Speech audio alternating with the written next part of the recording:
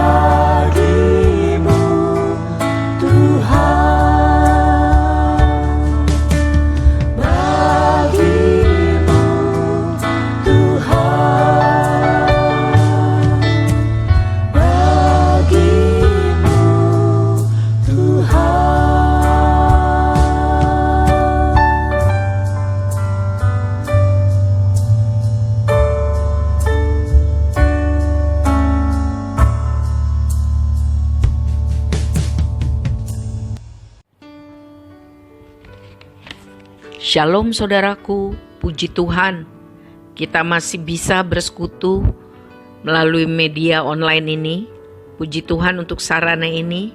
Puji Tuhan untuk saudara-saudara kita, Stephen, Pak Ferry, Ibu Yolanda, guru-guru sekolah minggu, Yuli, Feli, Kak Surta, Shalomita, serta tim doa, Ibu Mega dan Bapak Ibu lainnya.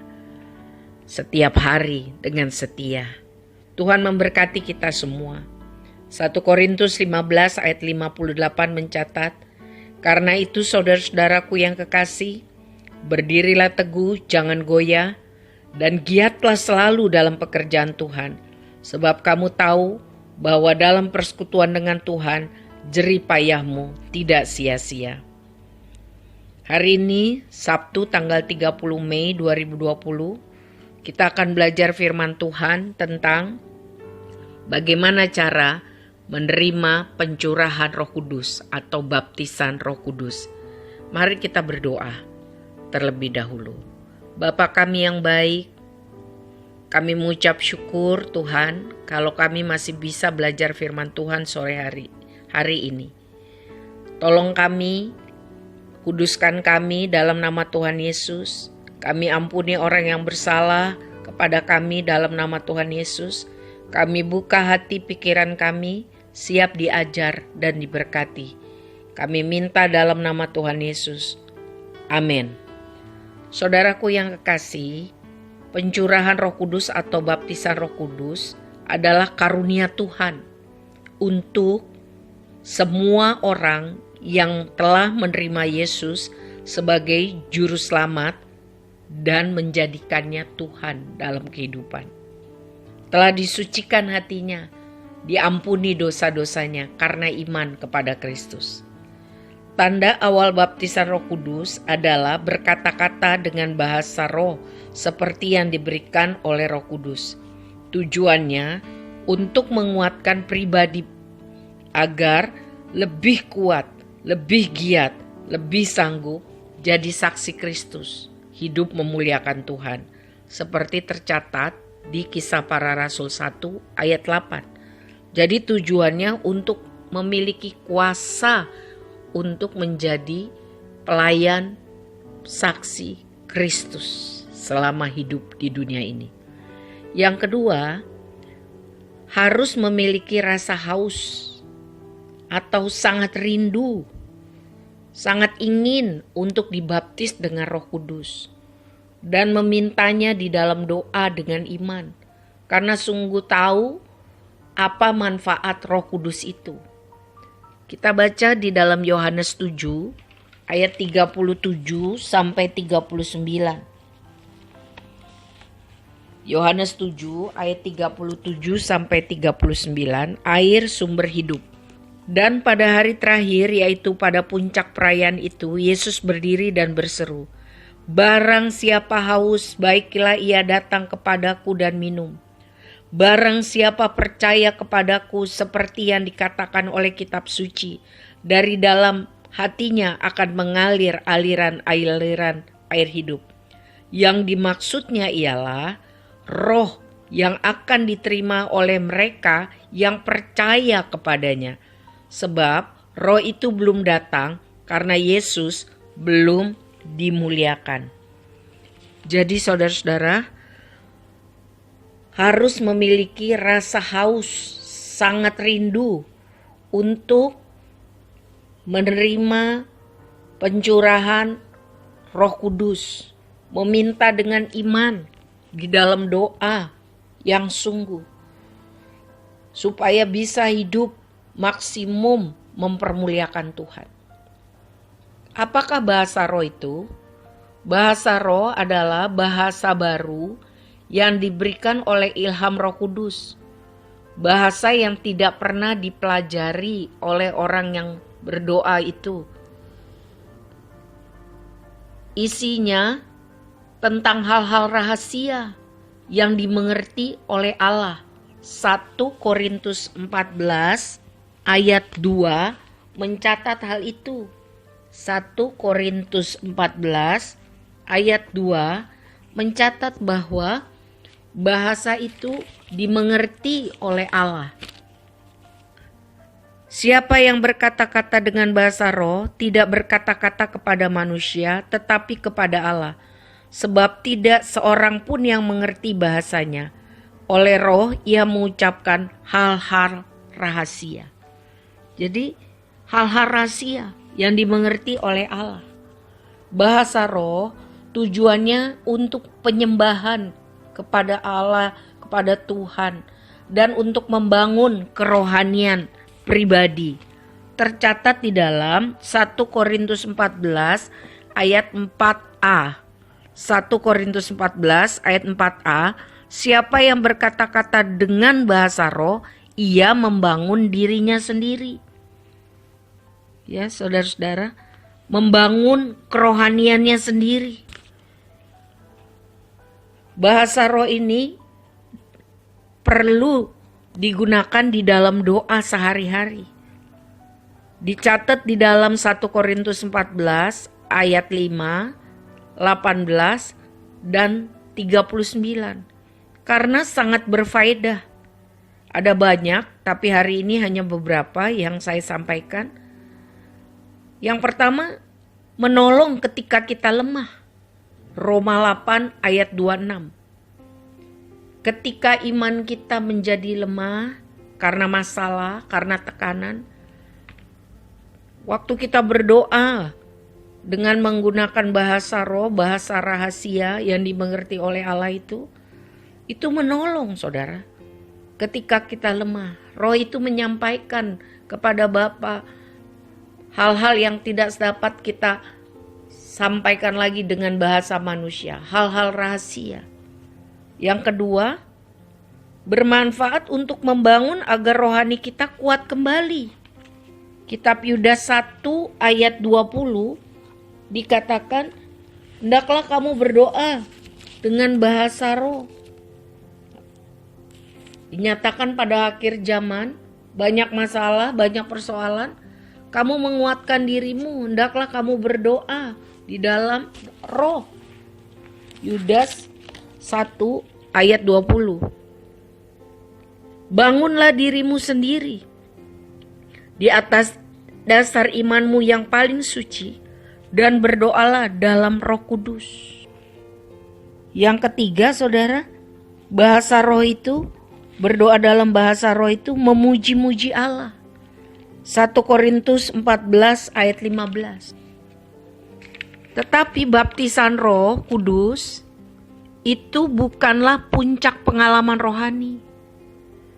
Berbahasa roh itu bukan puncak pengalaman rohani, melainkan pintu masuk ke dalam berbagai-bagai karunia rohani yang tertulis di dalam 1 Korintus 12 ayat 9 sampai 10. Kita akan pelajari di waktu yang lain. Karunia Roh Kudus harus dibarengi atau dibuktikan dengan buah roh, seperti yang tercatat dalam Galatia 5 ayat 22, yaitu karakter seperti Kristus.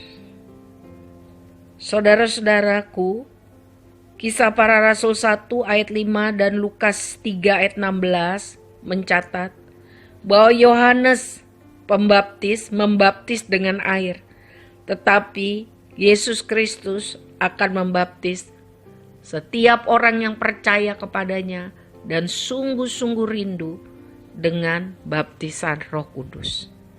Persoalannya, maukah saudara menerima baptisan Roh Kudus yang berguna untuk membuat kita menjadi kuat, membangun rohani kita untuk bisa berdiri teguh, tidak goyah, lebih hari lebih maksimal, lebih berkuasa, berotoritas untuk melayani Kristus?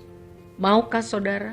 Kalau saudara sudah percaya dan menerima Yesus sebagai Tuhan dan Juru Selamat, dan terus-menerus memiliki kerinduan, minta kepada Tuhan Yesus.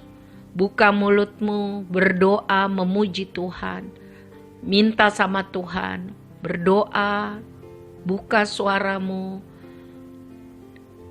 Jangan diam, karena kalau berdoa diam biasanya jadi ngantuk atau pikirannya kemana-mana. Memuji Tuhan, minta sama Tuhan kuasa dari tempat tinggi untuk merubahkan, mentransformasi hidupmu. Saudara yang sudah diberi karunia berbahasa roh, minta nama Tuhan karunia nubuat. Karena firman Tuhan berkata, karunia nubuat berguna untuk membangunkan jemaat. Supaya hidup kita berguna bagi banyak orang demi kemuliaan Tuhan. Mari kita tutup di dalam doa. Kami mengucap syukur buat firman Tuhan yang dapat kami pelajari. Kami semua perlu Tuhan.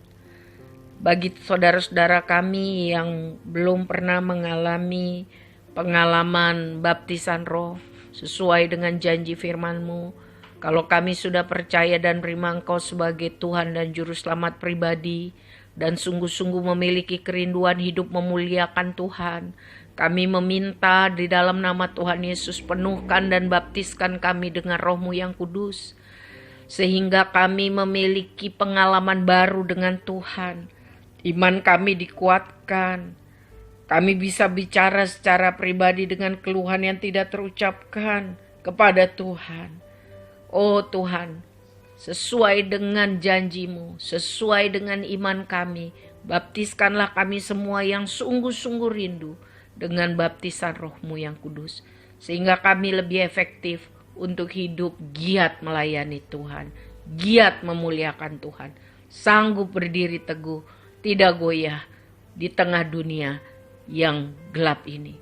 Dan untuk kami saudara-saudara yang sudah pernah mengalami baptisan Roh Kudus, berbahasa dengan bahasa baru yang Tuhan berikan, ingatkan kami pelajaran yang kami dengar hari ini, bahwa kami harus melatih, membiasakan diri untuk berdoa setiap hari dengan bahasa roh, dengan Roh Kudus, seperti yang kami baca tadi dalam kitab Yudas, karena itu membangunkan iman kami, supaya kami lebih lagi dipercayakan Tuhan karunia-karunia roh yang lain.